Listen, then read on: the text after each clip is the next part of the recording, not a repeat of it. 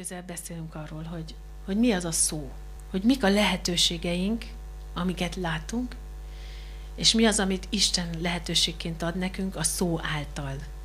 Ez egy következő valami, erről majd máskor beszélek. Én szerintem ez nagyon csodálatos, és nagyon-nagyon nagy titok, amit az Úr az értelmünkre bízott, vagy a kezünkre adott, hogy az ördögöt le tudjuk rontani.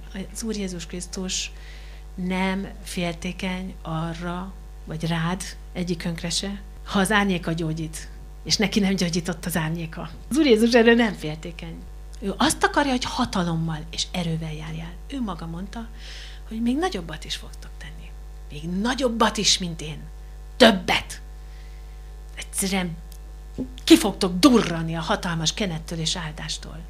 Túlcsordul mindaz, amit Isten adott nekünk. Mindenkinek. Mindenkinek.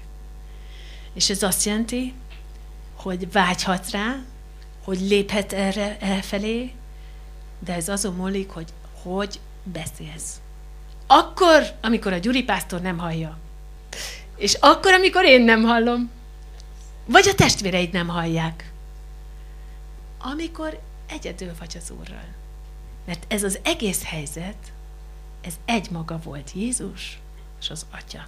Puszta volt. Senki nem volt ott. Mégis úgy beszélt, hogy legyőzte az ördögöt.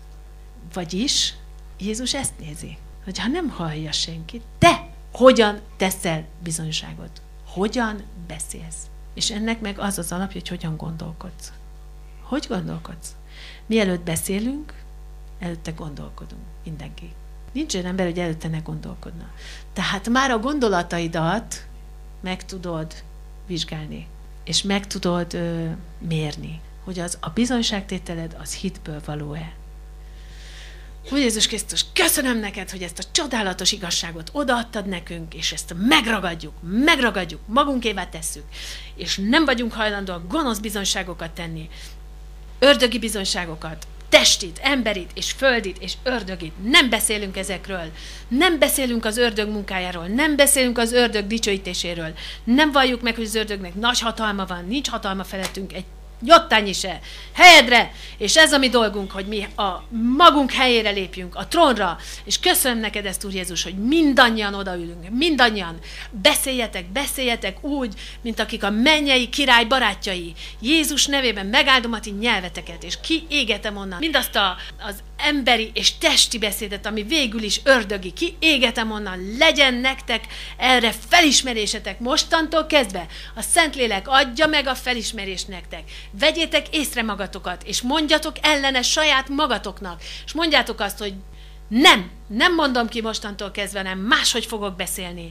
Formáljátok át a ti beszédeiteket, áldalak titeket ezekkel, áldalak, és magamat is, megáldom minket, és a názáreti Jézus, aki a mi barátunk, és a mi testvérünk, és az ő vére folyik, Uram, az segítségünkre lesz, és szelekszárnyai hatalmas erővel segítségünkre siet, és meg fogjuk valósítani mindazt, amit a názáreti Jézus kigondolt felőlünk.